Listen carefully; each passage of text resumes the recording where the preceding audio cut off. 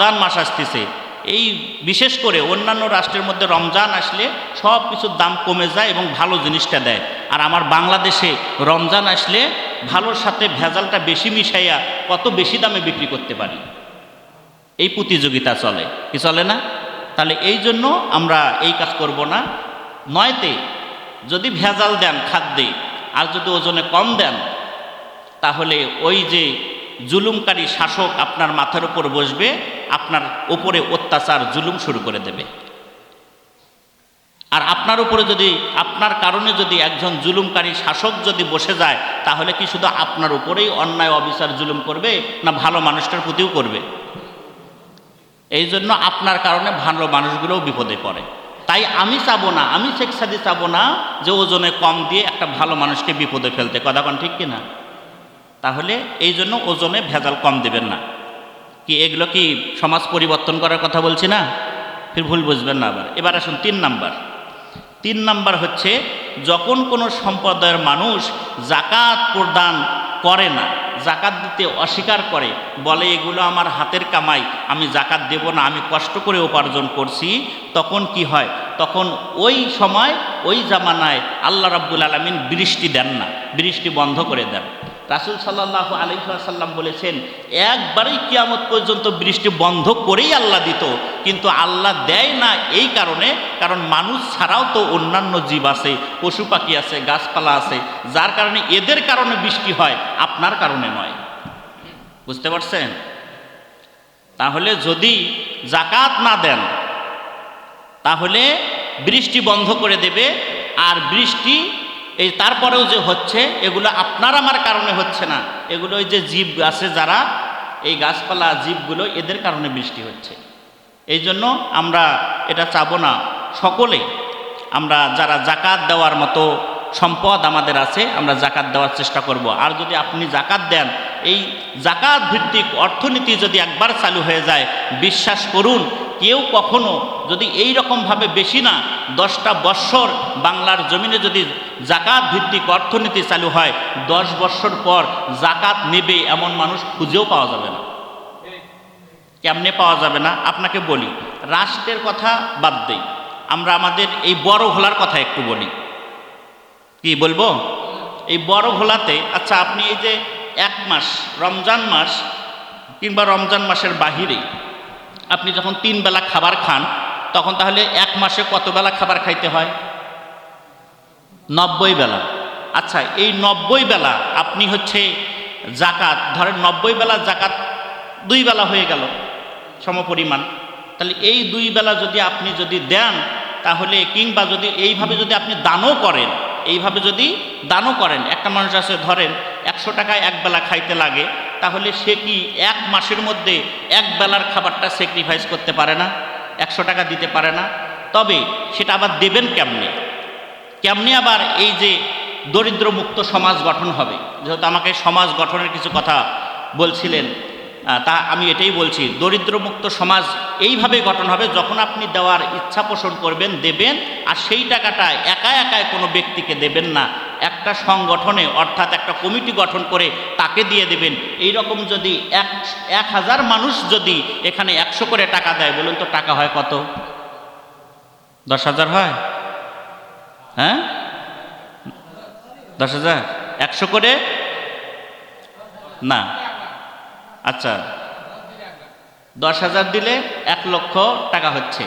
আচ্ছা, ধরেন এই রকমভাবে আপনি যত করেই দেন না কেন, 50 টাকা 60 দিচ্ছে, 50 টাকা 1 বেলার খাবারের দেন, এই রকম যদি একখানে যদি জড়ো করে, তাহলে সমাজের মধ্যে ধরেন এই সমাজে 20টা মানুষ অভাবী আছে, তাহলে এই বছর একটাকে দিলেন, এর পরের বছর চাবে? তাহলে আপনি যে একা একাই যে এই যে 100 টাকা 200 টাকা 300 টাকা করে দিচ্ছেন, এ তো আরও একজনের কাছে চায়।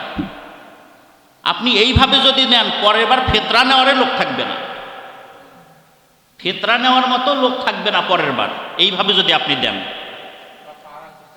এইভাবে যদি টাকা যদি উঠিয়ে 50 টাকা আপনার সামর্থ্য 50 টাকাই দেন, তাহলে এইভাবে দিলে পরে এই বছর একটা পরিবার পরের বছর আর একটা পরিবার, তারপরের বছর আর একটা পরিবার, আর আমাদের কত বৎসরে বৎসর চলে যাচ্ছে, কিন্তু একটা পরিবারকেও আমরা এইরকম করতে পারি না।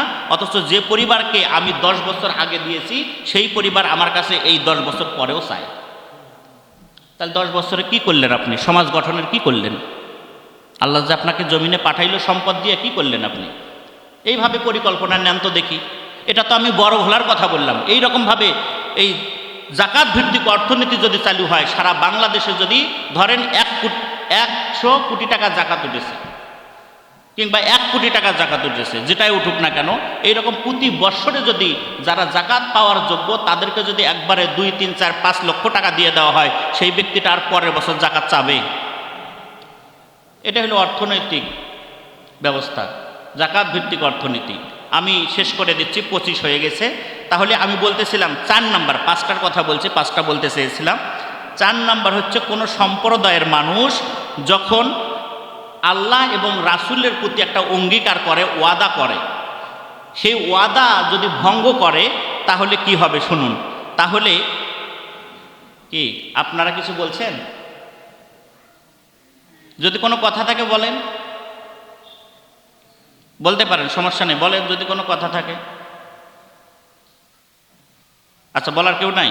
তাহলে আমি শুরু করব। আচ্ছা, না, ওই পিছনে না বলে সামনাসামনি বলা বেশি ভালো, তাই না? আর এটা আমি পছন্দও করি। আমার পছন্দের যেটা সেটা করবেন আমার সামনে, পিছনে না বলে।